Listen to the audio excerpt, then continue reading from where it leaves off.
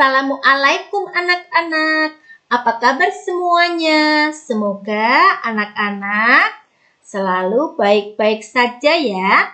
Sehat selalu dan siap untuk belajar kembali.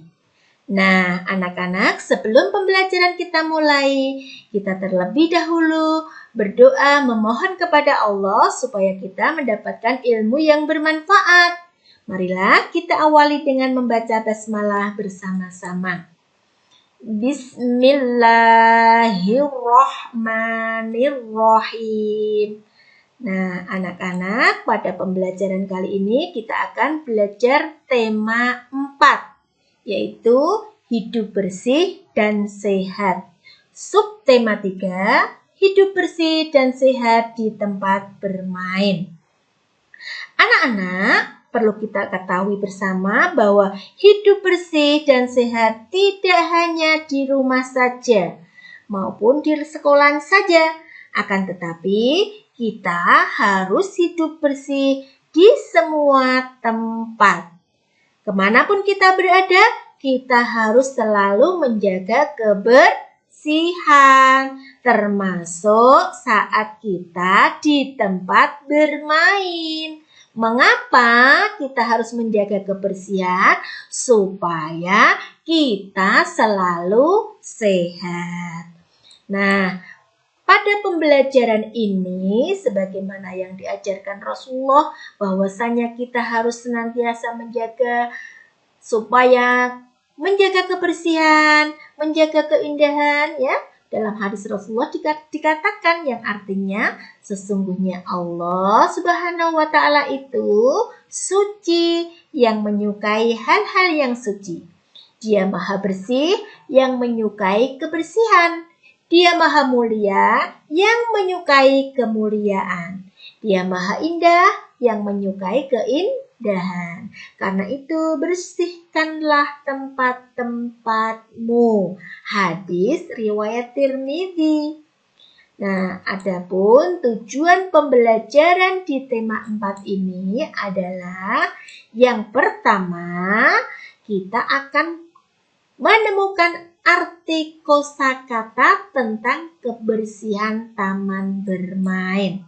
Lalu yang kedua, kita akan menyebutkan ciri-ciri lingkungan taman yang bersih. Kemudian yang ketiga, kita akan membuat gambar 2 dimensi dan karya seni rupa 3 dimensi. Lalu yang keempat, dapat menjelaskan sikap yang harus dimiliki agar terwujud persatuan ketika bermain. Kemudian yang kelima, kita akan menunjukkan rusuk pada bangun datar. Nah, anak-anak, kita harus hidup bersih dan sehat di tempat bermain. Nah, kita akan menemukan kosakata tentang kebersihan taman bermain. Kita akan belajar menyebutkan kosakata tentang kebersihan taman bermain.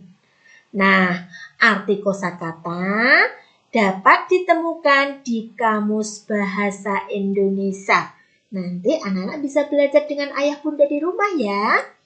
Nah, lalu berikutnya, yuk sekarang kita temukan dan jelaskan kosakata tentang kebersihan dalam percakapan berikut. Nah, di sini ada Mai dan Komang yang sedang bercakap-cakap. Nah, kata Mai, taman ini sangat nyaman ya. Aku suka bermain di sini. Jawab Komang, iya Mai. Taman ini bersih dan asri. Kata Mai juga, itu karena ada banyak pepohonan yang membuat udara terasa sejuk. Kita harus menjaga kebersihan supaya taman ini kelihatan bersih. Nah, kemudian Komang pun, betul Mai. Kita tidak boleh membuang sampah sembarangan. Nah, ini adalah percakapan antara Mai dan Komang tentang kebersihan di tempat bermain. Nah, sekarang kita akan mencoba mencari arti kata dalam percakapan di sini. Misalnya kita cari ya, kata mana ya yang kita akan cari artinya? Oh, misalnya di sini ada nyaman. Nyaman, apa arti nyaman? Nyaman artinya yaitu segar, sehat, sejuk, ya, enak bisa juga. Nah, ini enak, nyaman. Nah, itu contoh mengartikan kata.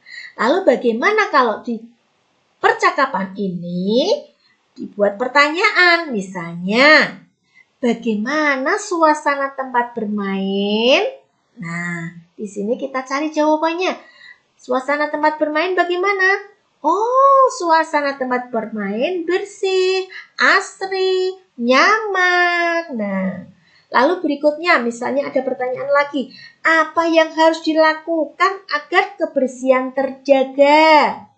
Nah, supaya kebersihan terjaga, kita tidak boleh membuang sampah sembarangan. Lalu misalnya ada lagi, apa pendapatmu jika tempat bermain jarang dibersihkan? Nah, apa pendapatmu? Hayo. Tempat bermain yang jarang dibersihkan, maka jadinya tidak sehat. Dan yang bermain tidak akan merasa nyaman. Lalu berikutnya kita akan mencari atau memasangkan kata di bawah ini dengan arti yang tepat ya. Di sini ada kata sejuk, ada kata lagi asri, ada kata lagi bersih. Nah, kemudian ada kata lagi taman. Lalu di sini ada arti kata. Nanti mana yang cocok? Nah, arti kata yang pertama yaitu bebas dari kotoran. Kemudian yang kedua, tempat bermain anak. Yang ketiga, terasa agak dingin dan segar. Lalu ada juga indah dan sedap dipandang mata. Nah, yuk sekarang kita pasangkan kata di samping dengan artinya yang tepat. Misalnya, yuk kita pasangkan bersama-sama ya. Di sini ada kata sejuk. Kata sejuk memiliki arti adalah terasa agak dingin dan segar. Lalu asri.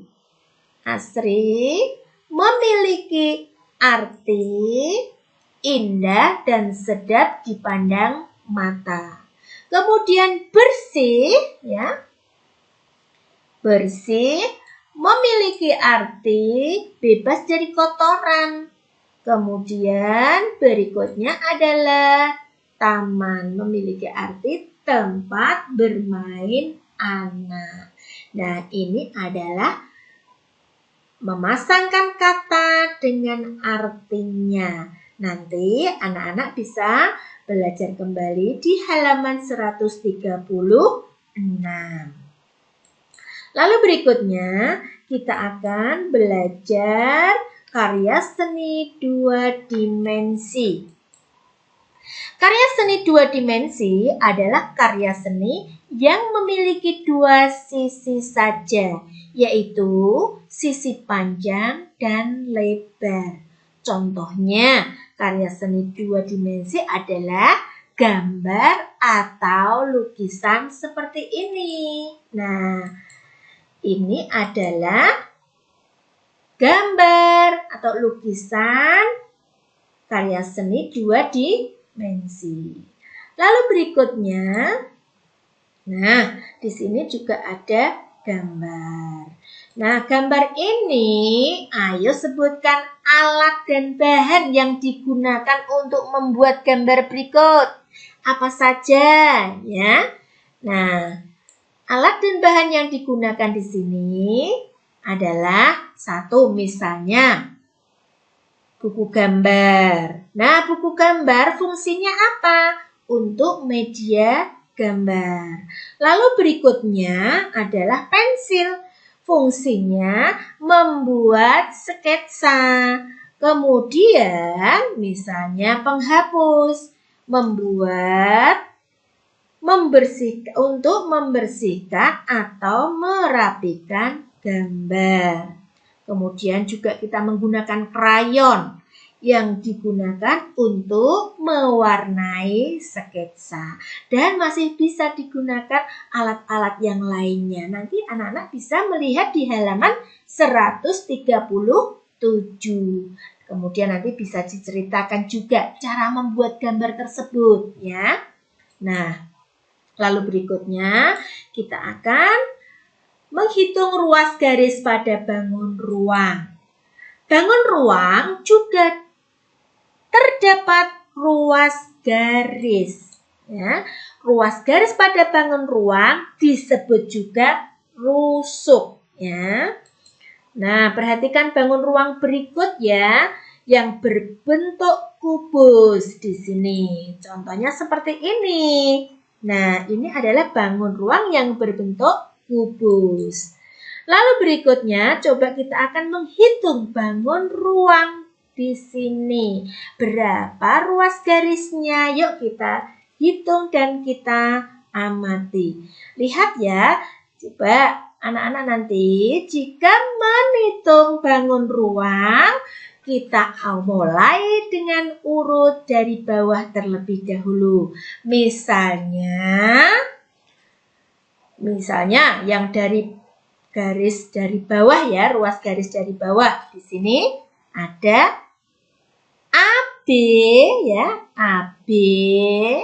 Kemudian yang kedua BC, lalu CD dan kemudian AD. Ini adalah ruas garis yang bawah. Lalu yang atas misalnya EF, FG, GH dan EH. Kemudian yang garis ke atas dan ke bawah ya, dari bawah sekali dulu.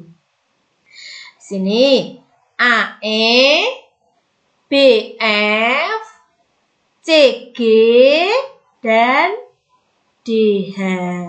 Nah, pada kubus di sini ya mempunyai 12 ruas garis ya, dapat kita hitung juga misalnya 1, 2, 3, 4, 5, 6, 7, 8, 9, 10, 11, 12. Nah, kubus ini mempunyai 12 ruas garis. Lalu berikutnya, perhatikan bangun ruang yang berbentuk balok berikut. Nah, ini baloknya. Bangun ruang yang berbentuk balok. Nah, pada bangun ruang ini, yuk sekarang kita hitung ruas garisnya. Kita lihat ya, ruas garis pada balok di atas adalah, kita lihat dari bawah ya. Yang pertama adalah PQ. Nah, kemudian QR, kemudian RS, kemudian PS. Lalu ruas garis yang atas adalah TU, UP, VW, kemudian TW. Lalu berikutnya adalah PT, TU, RV, dan SW. Nah, balok ini mempunyai 12 ruas garis ya. Bisa dihitung ya. Dihitung dari sini bisa, dihitung dari sini bisa. Nah, 1, 2, 3, 4, 5, 6, 7, 8, 9, 10, 11, 12. Nah, balok ini mempunyai 12 ruas garis. Lalu berikutnya kita akan membuat laporan pengamatan berdasarkan gambar. Nah, langkah yang pertama yaitu dengan kita lakukan sebelum melakukan pengamatan, tentunya kita harus tentukan hal yang ingin kamu amati terlebih dahulu. Lalu yang kedua, amatilah gambar dan catatlah hal-hal yang berkaitan dengan gambar. Kemudian yang ketiga yaitu dengan menuliskan pengamatanmu dengan kalimat yang sederhana. Nah, pada pembelajaran yang lalu sudah kita bahas bersama-sama. Ini tinggal mengulang saja. Nah, lalu kita akan permainan dan olahraga yang memerlukan kerja sama. Ada banyak olahraga yang memerlukan kerja sama. Permainan pun juga demikian. Permainan atau olahraga yang memerlukan kerja sama biasanya dilakukan secara berkelompok. Kerjasama ketika bermain merupakan wujud persatuan, ya. Jadi kalau kita bisa kerjasama, maka kita akan bersatu, ya. Berikutnya, di samping itu kita akan melihat permainan yang memerlukan kerjasama. Contohnya, betengan. Anak-anak sudah pernah lihat permainan betengan? Nah, terus ada juga tarik tambang. Sudah pernah lihat?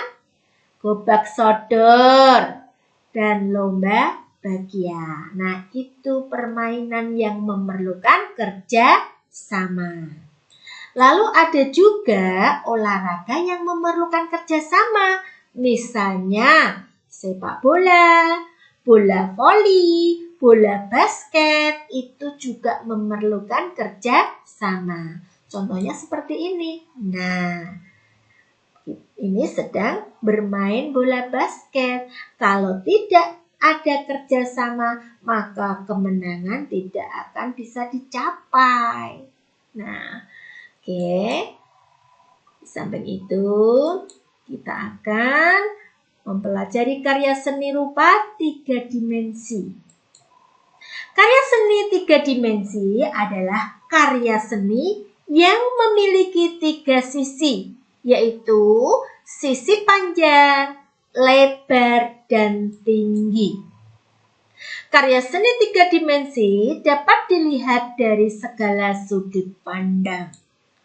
Contohnya, karya seni 3 dimensi adalah seperti patung, relief, dan juga guci. Nah, di sini contohnya.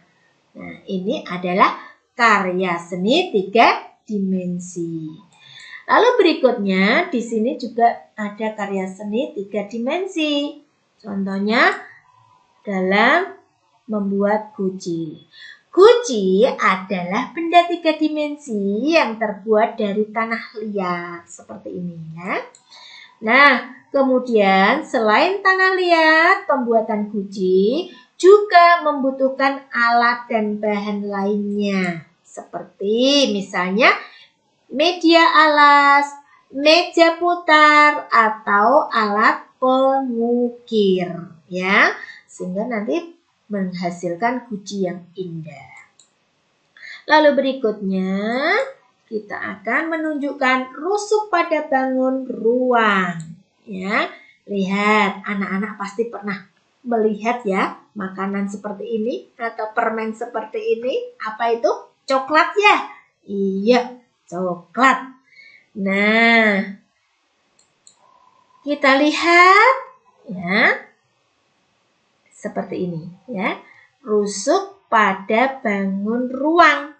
Tidak hanya pada kubus dan balok saja, ternyata ruas garis atau rusuk juga terdapat pada bangun ruang lainnya, yaitu bangun ruang seperti ini, yaitu namanya apa ini? Prisma segitiga. Nah, ini namanya ruas garisnya. Nah, ini adalah prisma segitiga. Lalu kita akan menghitung rusuk pada prisma segitiga, yaitu kita lihat ya, ruas garisnya dari yang bawah dulu.